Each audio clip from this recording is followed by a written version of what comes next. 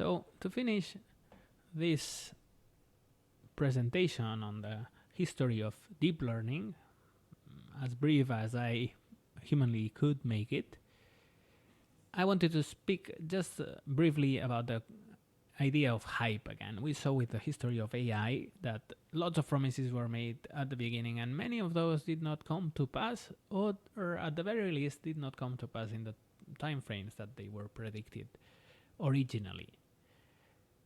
Is the same going to happen with deep learning? There are many expectations around deep learning, and are they going to pass? There are quite a lot of positive expectations, I think. There are also quite a lot of negative expectations. There are genuinely expert people warning us about the danger of deep learning and of using lots of data in a way that's perhaps not fully understood. Jeffrey Hinton, who is a person that knows way more than I ever will about this subject, things that we may be developing intelligences that we don't understand. Are these negative things going to happen? Are all of these beautiful visions of a world where the cars drive themselves and we don't have to work anymore going to happen? Or is this just hype? Well, first of all, I wanted to just mention briefly a video from 2018 where Jeremy Howard, this guy that you can see here, you have the link for the video here and it will be in the notes too. This guy is the author of this course called Fast AI, whose subtitles used to be Making Neural Networks Uncool Again. So explaining about neural networks and dispelling part of the hype, but also studying in lots of details what deep learning networks can do and cannot do. And if you're interested in this kind of subject, this is a huge, amazing course, and I recommend that you do it. We are explaining some things about image processing here. This is a much more wide-ranging course in a variety of subjects. This guy, Jeremy Howard, was asked in 2018 whether or not all of this news about deep learning were hype or not. And in short, he was saying that deep learning network could be used for a lot of things.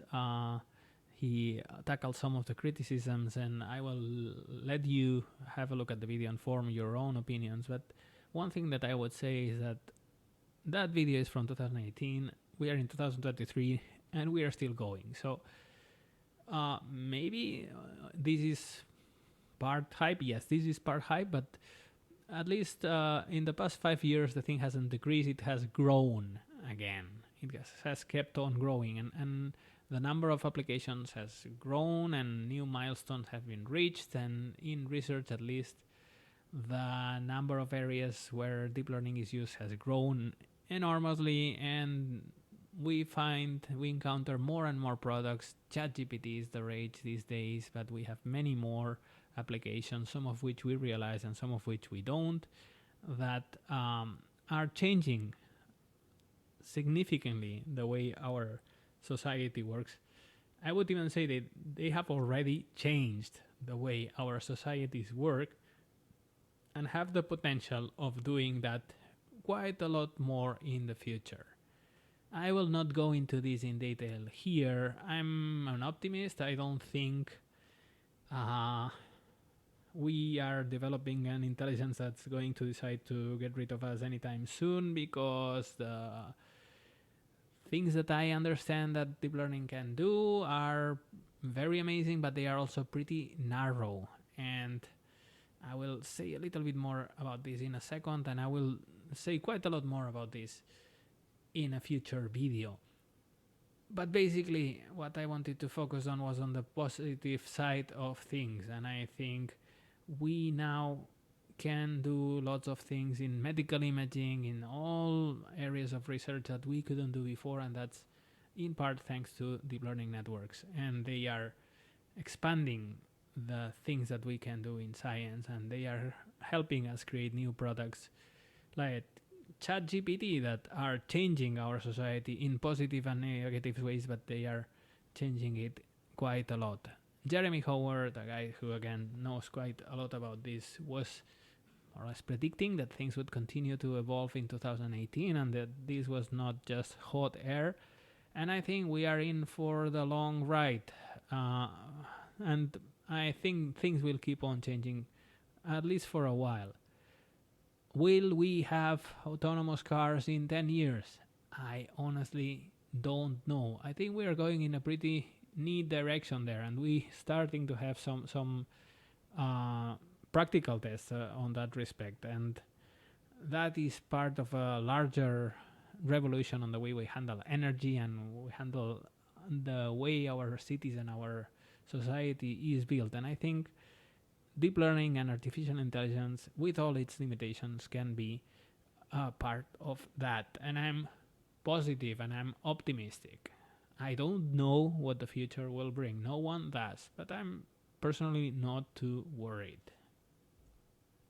So, not hype, then, are you saying?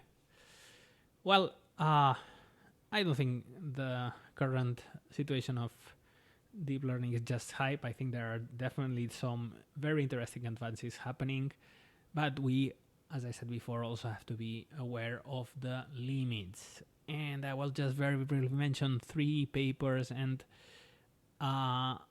to give you an idea of what I mean when I say that the advances on deep learning and the type of intelligence, if we can call it that we are developing is narrow. Because we have to be aware of what we are doing here. And I will just mention very briefly these papers, and you can look at them if you want. They are not easy, but you can have a look and you will get an idea of what they talk about. And in a future video, I will go into them into much more detail. But for example, the 1 pixel attack the 1 pixel attack paper is a paper where some years back, some researchers classified some images using deep learning networks and obtained very, very good results, and then used a clever strategy to trick the network that they had just trained, and they changed in every image just 1 pixel. Not any pixel, one very important pixel in every image, and that changing just 1 pixel in one image fooled the network in quite a lot of occasions. We humans wouldn't be bothered by 1 white pixel appearing in an image that we can recognize, but deep learning networks are, because they don't perceive images like we do.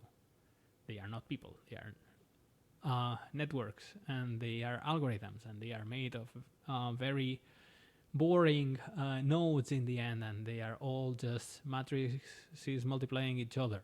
They don't have will or agency or capacity to adapt.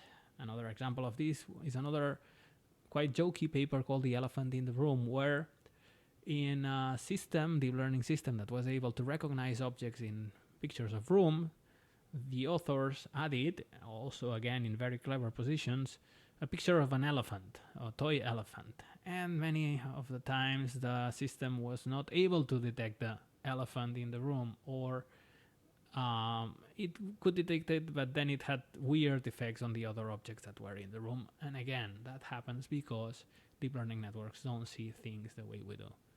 Even more interestingly, some people attacked these image recognition networks, in particular one that recognized traffic signs, by sticking some stickers into real-world traffic signs. And by doing that, they decrease the performance of the networks trained to recognize those traffic signs.